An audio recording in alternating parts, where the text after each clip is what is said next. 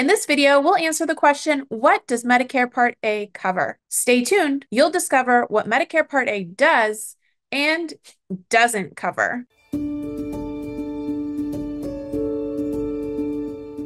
Hi, I'm Renee Van Staveren. I work with hundreds of Medicare agents across the nation, and I lead Medicare education at Connie Health. First, let's talk about what is Medicare Part A. Medicare Part A is your federal hospital insurance. Medicare Part A covers services that are medically necessary and delivered by a Medicare-assigned healthcare provider in a Medicare-approved facility. Medicare Part A covers, but is not limited to, inpatient care, skilled nursing facility care, short-term nursing home care and home health care, and hospice care. I'll be reviewing these 4 different coverage points in detail. In this section, we'll review inpatient hospital care coverage, as well as mental health inpatient care. In general, inpatient care is when you're admitted to the hospital overnight. Medicare Part A inpatient care includes a stay at an acute care hospital, a critical access hospital, rehabilitation facilities, psychiatric facilities, a long-term care hospital, or participation in a qualifying clinical research study. Now, what's covered during your inpatient hospital care? Medicare-covered hospital services include semi-private rooms and meals, general nursing and drugs, and services and supplies as part of your inpatient treatment. Now, if you're receiving inpatient mental health care in a psychiatric hospital, that care is limited to 190 days in a lifetime. If you're also enrolled in Medicare Part B, it generally covers 80% of the Medicare-approved amount for doctor services while you're in the hospital. Now, while you're in inpatient care, what isn't covered? It's important to know these things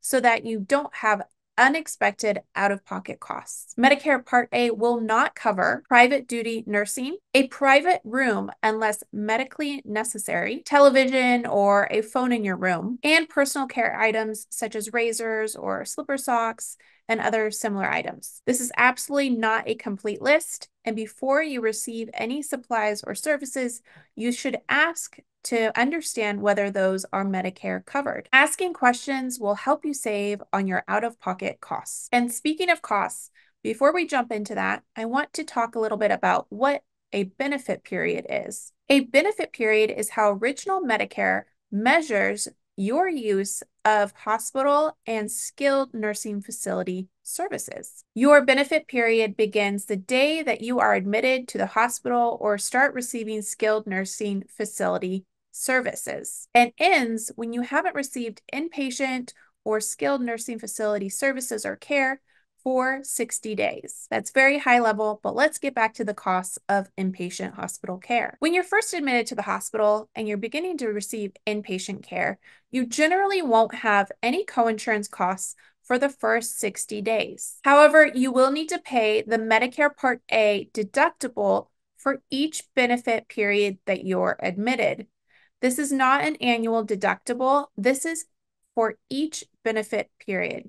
So every time you're admitted to the hospital, you need to pay the Part A deductible. Now, if your stay is 60 days or longer, you would need to start paying a coinsurance in addition to that Part A deductible that you paid upon admission. Any days beyond 150 days are typically paid out of pocket. It's rare that you would be admitted for 150 days of inpatient care, but it's important to note. And that's because the coinsurance for a 150-day stay of inpatient care could cost you more than $62,000. If you'd like to learn more about the Medicare Part A deductible and coinsurance costs for inpatient care, or really any kind of coverage under Medicare Part A, you can visit our Medicare Part A article linked in the description below. And if you're worried about Medicare Part A deductible and coinsurance costs, a medigap plan could help you pay for Medicare Part A. To learn more about medigap plans,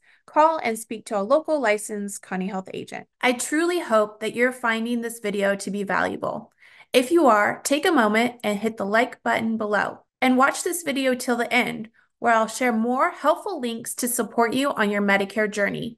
Now, let's get back to the video. Now, let's talk about Medicare Part A's coverage of skilled nursing facility care. Skilled nursing care is therapy or nursing care performed by professionals or technical personnel. It's the healthcare given when you need skilled nursing or therapy to treat, manage, or observe your condition and evaluate your care. Limited care in a skilled nursing facility is covered by Medicare Part A. The good news is that skilled nursing facility care generally doesn't have a copayment in the first 20 days. The first 20 days are paid in full. Starting at day 21 to day 100, there is a coinsurance cost. If you were to receive skilled nursing facility care for 100 days, that could cost you up to $16,000 or more in coinsurance costs alone. A medigap plan can help you pay for some or all of the Medicare Part A coinsurance costs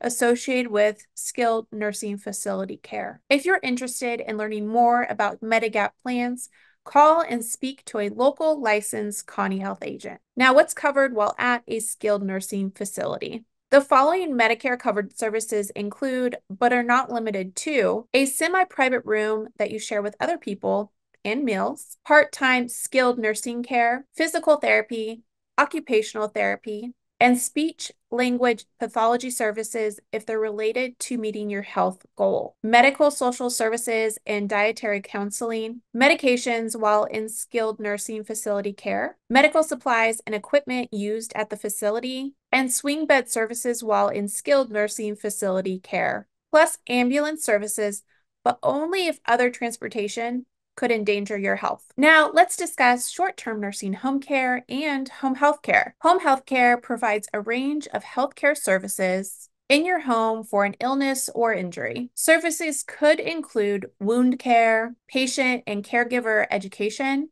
intravenous or nutrition therapy, injections, or monitoring of serious illness and unstable health.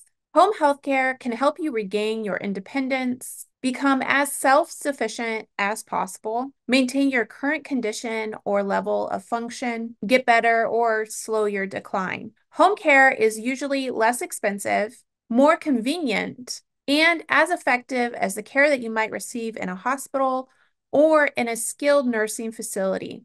Now, what home health care is covered? Your Medicare Part A hospital insurance and Medicare Part B medical insurance covers eligible home health services. Eligible home health services include part-time or intermittent skilled nursing care or home health aid services, physical and occupational therapy, speech language pathology services, medical social services, injectable osteoporosis medication for women, and others. You should ask whether the care you need will be covered by Medicare Part A. Now, what isn't covered by Medicare Part A? Medicare Part A does not cover 24-hour-a-day care in your home or meals delivered. And Medicare Part A does not cover homemaker services or custodial care when these are the only care that you need. Such services that aren't covered, if it's the only care that you need, is things like shopping and cleaning, laundry and bathing, dressing, and restroom use. If you require durable medical equipment during home health care, you may be required to pay a 20% coinsurance of the Medicare approved amount. Before starting home health care, the home health agency should let you know what isn't covered by Medicare, plus any out-of-pocket costs. This should be provided when they speak to you, but also in writing. Before any home health care begins, the agency should also provide a notice called an Advance Beneficiary Notice that outlines the services and supplies that Medicare does not cover. By ensuring that you receive the Advanced Beneficiary Notice, you'll be sure to look out for those services and supplies that are not covered by Medicare to help you minimize your out-of-pocket costs. Another area that Medicare Part A covers is hospice care. If your doctor certifies that you have a terminal illness with 6 months or less to live, you may be eligible for hospice care coverage under Medicare. Now, hospice care is not for curing your disease,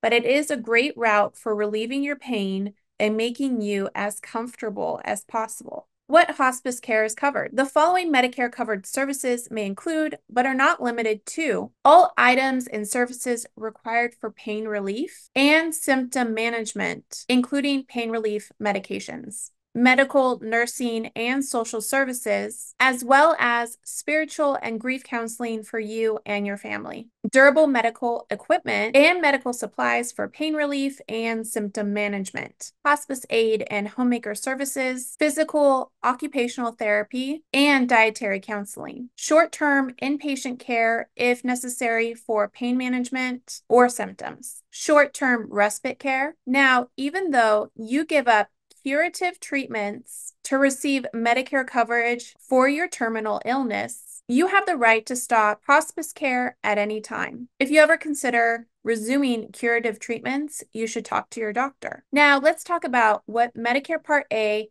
doesn't cover for hospice care. You should check with your hospice team before receiving any of the following services, or you may be required to pay the entire cost. Treatment or prescription medications to cure your terminal illness or related conditions, care from any hospice provider that wasn't set up by your hospice medical team, room and board in your home, at a nursing home or a nursing inpatient facility, care that you get as a hospital outpatient, such as the emergency room, care that you get as a hospital inpatient, or ambulance transportation, unless it's arranged by your hospice team or is unrelated to your terminal illness and related conditions. Connie Health wrote an article that shares in-depth details about Medicare Part A hospital insurance coverage. This includes how you may be eligible for these different types of services covered under Medicare Part A, which wasn't covered in this video. To read about Medicare Part A, visit the link in the description below. In this video, we answered the question, what does Medicare Part A cover? We went in depth into what is and isn't covered for inpatient care, skilled nursing facility care, short-term nursing home care and home health care, and hospice care. Connie Health is here to support you throughout your Medicare journey. If you like this video, hit the like button. If you want more videos like this, subscribe to our channel. Until next time.